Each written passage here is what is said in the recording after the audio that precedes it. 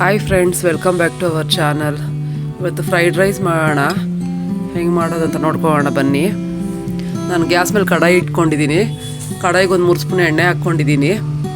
Garlic ಹಾಕ್ಕೊತಾ ಇದ್ದೀನಿ ಒಂದು 10 ಪೀಸು. ಈರುಳ್ಳಿ ಹಾಕ್ಕೊತಾ ಇದ್ದೀನಿ ಒಂದು. ಬೆಳ್ಳುಳ್ಳಿ ಸಣ್ಣಗೆ ಹೆಚ್ಚು ಹಾಕ್ಕೊಳ್ಳಿ, ಟೇಸ್ಟ್ ಚೆನ್ನಾಗಿರುತ್ತೆ ಫ್ರೈಡ್ ರೈಸಲ್ಲಿ. ಜಾಸ್ತಿ ಏನು ಈರುಳ್ಳಿ ಫ್ರೈ ಆಗೋದೇನು ಬೇಡ. ಒಂದು ಕ್ಯಾರೆಟ್ ಕಟ್ ಮಾಡಿ ಇಟ್ಕೊಂಡಿದ್ದೀನಿ, ಅದನ್ನು ಹಾಕ್ಕೊತಾ ಇದ್ದೀನಿ.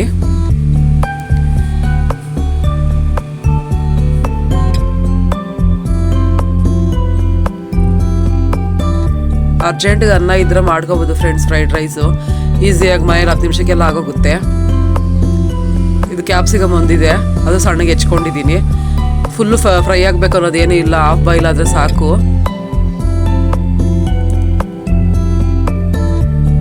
ಅರ್ಜೆಂಟಾಗಿ ಸಾಂಬಾರು ಮಾಡೋಕ್ಕೆ ಟೈಮ್ ಇಲ್ಲ ಅಂತಂದಾಗ ಇರೋ ಅನ್ನಕ್ಕೆ ಈ ಥರ ಮಾಡ್ಕೊಳ್ಳೋದು ಬೆಸ್ಟು ಅನಿಸುತ್ತೆ ನನಗೆ.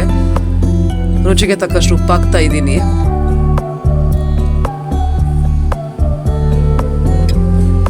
ಸಾಕು, ಫ್ರೈ ಆಗಿದೆ. ಮಸಾಲ ಐಟಮ್ ಹಾಕ್ಕೊಳ್ಳೋಣ ಇವಾಗ. ಅರ್ಧ ಸ್ಪೂನ್ ಖಾರದ ಪುಡಿ ಹಾಕ್ಕೊಂಡಿದ್ದೀನಿ. 1/4 ಸ್ಪೂನ್ ಅಷ್ಟು ಗರಂ ಮಸಾಲ ಹಾಕ್ಕೊಂಡಿದ್ದೀನಿ. ಒಂದು 1/4 ಸ್ಪೂನ್ ಅಷ್ಟು ಧನಿಯಾ ಪೌಡ್ರ್ ಹಾಕ್ಕೊಂಡಿದ್ದೀನಿ. ಪೆಪ್ಪರ್ ಪೌಡರ್ ಒಂದು 1/4 ಸ್ಪೂನ್ ಹಾಕ್ಕೊಂಡಿದ್ದೀನಿ. ಫ್ರೈ ಮಾಡ್ಕೊಳ್ಳೋಣ ಇದನ್ನು. ಅವ್ರು ಮಸಾಲೆ ಹಾಕೋದಿಲ್ಲ, ಹಂಗೆ ಮಾಡ್ತಾರೆ. ಮಸಾಲೆ ಹಾಕಿದ್ರೆ ಅದು ಸ್ವಲ್ಪ ಪ್ಲೈನ್ ಅನಿಸುತ್ತೆ, ಇದೊಂದು ಸ್ವಲ್ಪ ರಿಚ್ ಅನಿಸುತ್ತೆ.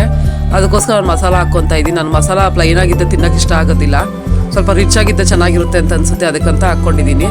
ಈ ಸೋಯಾ ಸಾಸ್ ಹಾಕ್ಕೊತಾ ಇದ್ದೀನಿ ಒಂದು 2 ಸ್ಪೂನ್ ಅಷ್ಟು. ಬೇರೆ ಯಾವ ಸಾಸು ನಾನು ಹಾಕ್ತಾ ಇಲ್ಲ, ಸೋಯಾ ಸಾಸ್ ಅಷ್ಟೇ ಹಾಕ್ತಾ ಇದ್ದೀನಿ.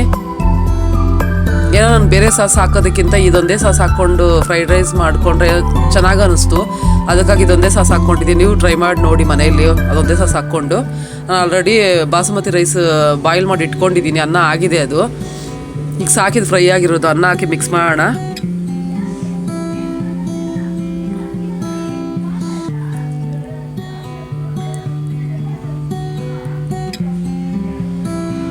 ಐದು ನಿಮಿಷಕ್ಕಾಗೋ ಅಡುಗೆ ಅನ್ನ ಇದ್ರೆ ಇದು.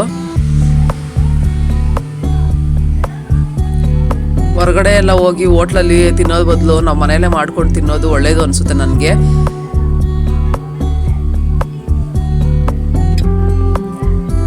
ಆಯಿತು ನೋಡಿ, ನಮ್ಮ ಫ್ರೈಡ್ ರೈಸು ತುಂಬ ಟೇಸ್ಟಾಗಿರುತ್ತೆ ಫ್ರೆಂಡ್ಸ್. ಸಾಸು ಅದು ಸೋಯಾ ಸಾಸ್ ಒಂದೇ ಹಾಕಿ ನೀವು ಒಂದ್ಸತಿ ಟ್ರೈ ಮಾಡಿ ನೋಡಿ. ಮಸಾಲ ಹಾಕ್ಕೊಂಡ್ರೆ ಚೆನ್ನಾಗಿರುತ್ತೆ ಅಂತ ನನಗನ್ಸುತ್ತೆ. ಒಂದ್ಸತಿ ನೀವು ಟ್ರೈ ಮಾಡಿ ನೋಡಿ ಫ್ರೆಂಡ್ಸ್.